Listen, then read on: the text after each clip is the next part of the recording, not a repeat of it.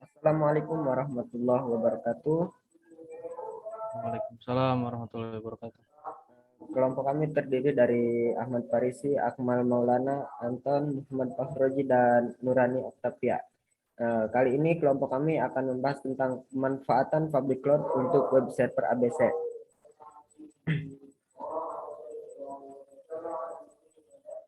Adapun konten materi yang akan dibahas, yang pertama ada latar belakang, kedua ada rumusan masalah, tiga tujuan proyek, keempat rancangan arsitektur, dan yang terakhir adalah estimasi biaya.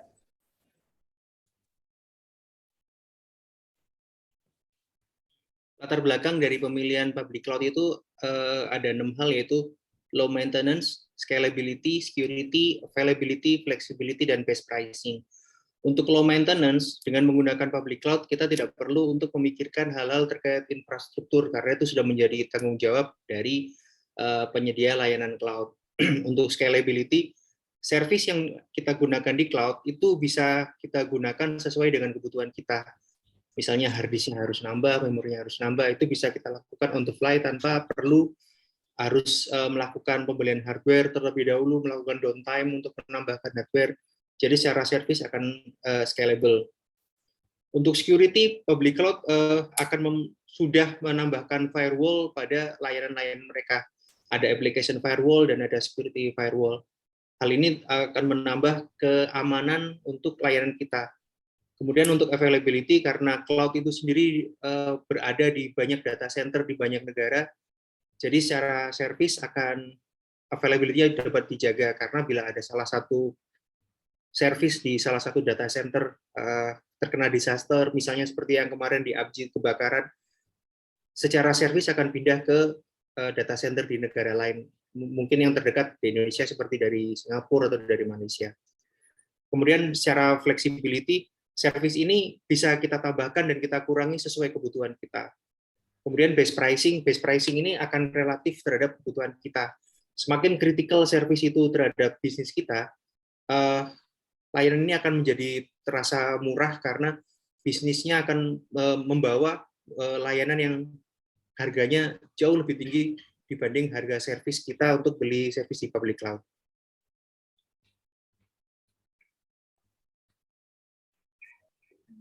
Rumusan masalahnya adalah bagaimana menjaga layanan agar bisa selalu available dengan biaya yang terjangkau.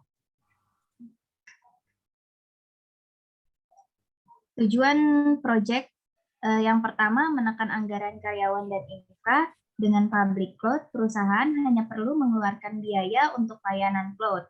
Yang kedua, setup mudah dan cepat. Perusahaan bisa melakukan setup public cloud hanya dalam waktu beberapa jam. Public cloud dapat dengan mudah dibeli lewat internet. Yang ketiga, meningkatkan availability. Hampir semua penyedia jasa public cloud menjamin lebih dari 99% uptime dan 0 resiko kegagalan. Seperti yang sudah diungkapkan di depan bahwa public cloud itu availability-nya sangat tinggi.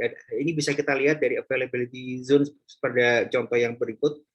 Ada server 1 sampai server 5, ini akan bisa jadi akan berada di lokasi-lokasi yang secara fisik kita tidak tahu. Kemudian syarat dari akses user ke infrastruktur ini yaitu semuanya menggunakan koneksi internet. Admin pun juga akan tersambung via internet. Dalam hal ini user dan admin akan menggunakan layanan yang secure. Untuk user akan menggunakan layanan mungkin seperti HTTPS, sedangkan admin akan menggunakan VPN untuk bisa mengakses ke arah server.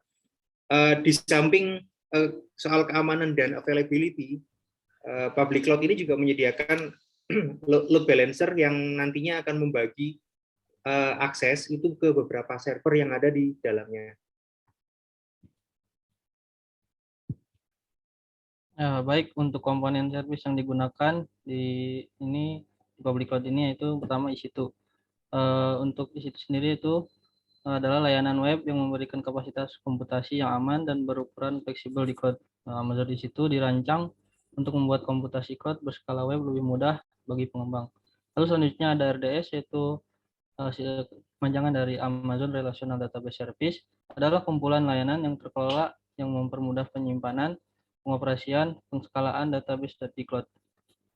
Lalu selanjutnya ada Elastic Load Balancing, yaitu Elastic Load Balancing secara otomatis mendistribusikan traffic aplikasi masuk di beberapa target dan peralatan virtual di satu atau lebih availability zone.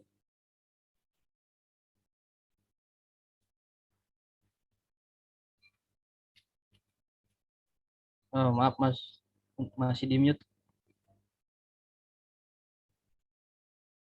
Halo, Baru Roji, masih di mute. Berikutnya adalah spesifikasi yang digunakan untuk membangun server berdasarkan pancangan yang telah dijelaskan sebelumnya. Yang pertama untuk server 1 sampai 4 yang mana menggunakan layanan Elastic Compute Cloud atau EC2. Kami menggunakan spesifikasi sebagai berikut. Jenis instance yang kami gunakan adalah R5 Large dengan jumlah virtual CPU sebanyak 4 dan virtual memory sebanyak 32 GB dan storage-nya sebesar 100 GB. Lalu untuk database servernya yang menggunakan RDS atau Relational Database Service, kami menggunakan spesifikasi dengan jenis instance R5 Large juga dan jumlah virtual CPU sebanyak 4 dengan virtual memory sebesar 32 GB dan jumlah storage sebesar 1 TB. Berikutnya. Nah, berdasarkan spesifikasi tersebut, kami mendapatkan rincian anggaran biaya sebagai berikut. Karena dengan Elastic Compute Cloud atau EC2 yang berjumlah 4, kami mendapatkan harga total untuk per bulannya sebesar Rp5.904.037 dengan biaya bulanan sebesar Rp1.476.009. Sedangkan untuk database-nya, untuk biaya bulanannya kami mendapatkan harga Rp2.769.367. Dan karena kami hanya menggunakan satu database, jadi harga totalnya juga sama. Sedangkan untuk load balancing-nya di harga Rp1.586.232 per bulan. Dengan jumlah total per bulan sekitar 8.600.000. Sekian. Baik, sekian presentasi dari kelompok kami. Kurang lebihnya mohon dimaafkan. Wabillahi taufiq wal hidayah. Assalamualaikum warahmatullahi wabarakatuh. Waalaikumsalam warahmatullahi wabarakatuh.